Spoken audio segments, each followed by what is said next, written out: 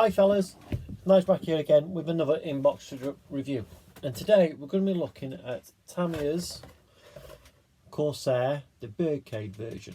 Now I've built one of Tamiya's Corsairs before and it was a lovely kit, but this one I picked up from Telford, from the kits swap area for £20, which is roughly about what this kit's going for, but it did come in with loads of resin. I'm not going to review that with this kit, okay? This is just a review of the actual kit itself. Alright, so same as normal with Tamiya, you get a really nice box art, quite a strong box, and there's 3 different versions. Okay, that one with the Marine Corps, another looks like you might get a wing folded one with this version. So I won't be doing the wing folded one, I don't think so. I think they should have the wings down, but that's just me personally. Okay, so what we'll do, we'll get cracking with this review, and we'll take a look. So as normal, the normal Tamiya booklet with these, well, it's not a booklet, it's like a fold out sheet.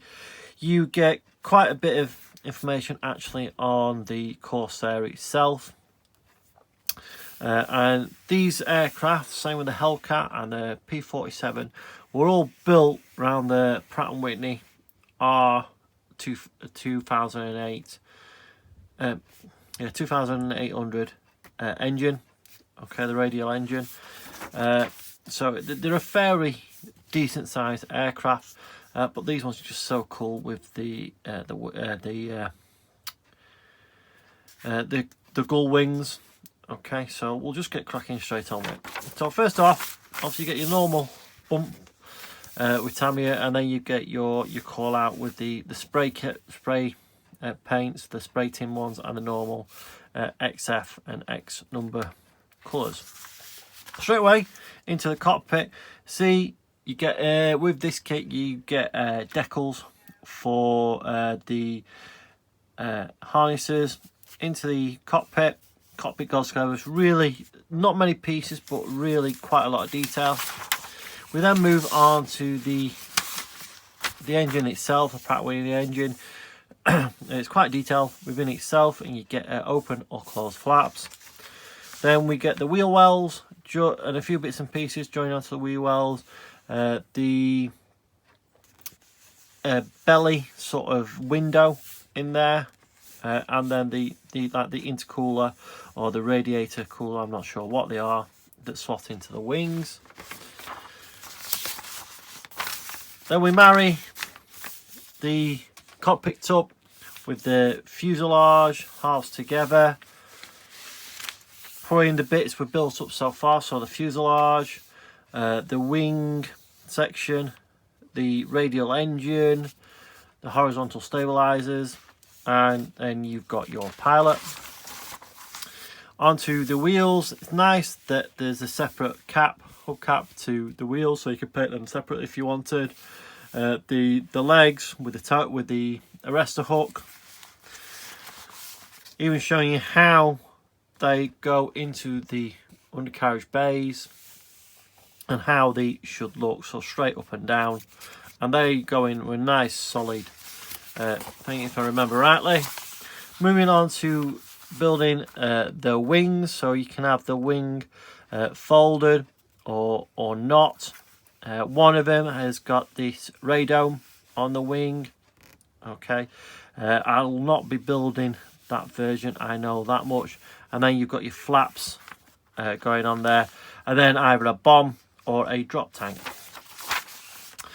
You then move to adding the other flaps and bits and pieces to the actual wings, adding the bomb or the drop tank, propeller with the yellow tips, the decals, putting the windshield either, I think you can have this either open or closed, I'm not 100% certain, but that'll all become apparent when I come to build it. Certain ones you put the front antenna in and then you cut it off, which was the same on the other one I built. And then we've got the wings down or the wings folded. Okay, so quite a good system, this, where it slots in, so it goes in there, it's nice and solid, and then the wings joint onto it, either weigh it down, weigh them down, or weigh them up. Okay, and then there's the side view. Moving on to the call outs, we've got V8 VF-17 aboard the USS Bunker Hill, the VF-213 from the Marine Corps, and another one from the Marine Corps, VF-FN532. The one I'll be doing is the Bunker Hill one, so I'll be doing this one. The reason is because it's the free-tone camo, and I really like that free-tone camo. This Corsair, during at the beginning of its life with the US Navy, it didn't fare too well as landing as a carrier deck aircraft. So these were then moved off Bunker Hill to fly from runways on the islands in the Pacific, because the propeller blade, you know, they couldn't get used to it. So it took the British Navy to actually figure out how to land, and you land within a curve coming on to land, getting sighted all the time. So when you landed, you were landed correctly, and you didn't clip the propeller or get the propeller in the way or anything like that. So that's the one I'll be building. So moving on to the plastic. Start off with sprue C, because this is just the first on the top, and there on here we've got the radome, the fuel tank, bomb, the pilot, and the one of the bulkheads for the cockpit walls. I think they are the exhaust, which looking at that, they're going to need some work if that's what they are. I can't remember. The rear part of the cockpit and the instrument panel, all moulded really nice, and you can see there the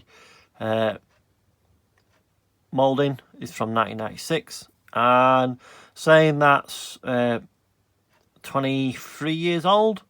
You know, it's still top drawer stuff. Okay, so that's C. We've got a bit here for the cowling that looks like it may be broken off, or they've put it in separate. A few scratches, because also this is kits. I think it's been in somebody's stash for a while, and you can see some nice rivet detail all the way over on that. Then we've got the main fuselage with the instrument panels, so you can actually see some of the side consoles and the actual dials on the front, and some engine detail. So really nice engine detail. Crisp panel lines, as you would expect from Tamiya, with the wheel hubs, and some nice detail on the tail wheel that you can just see just there. Arrestor hook, undercarriage legs, one piece horizontal stabilizers. So yeah, it's working really well. It'll be lovely to build. Really nice detail on the fabric parts of these, which with some careful pre-shading and post-shading should make them really pop and stand out. And then on to the last grey sprue. Again, we've got the upper and lower wings, and some pieces for the undercarriage bay. Again, it's all really nicely detailed. Some nice rivets. Okay, spaces for the exhaust stubs. Turn them over, and there you can see the nice ribbing in the wheel well. The only downside from this, which I'm hoping you can see, is the injection pin marks, which they are going to need removing. Yes, I know it's in the wheel well, but you will know it's there. So I can't see any more anywhere that are going to cause problems, but I will report that when we come to the actual build. Moving on to the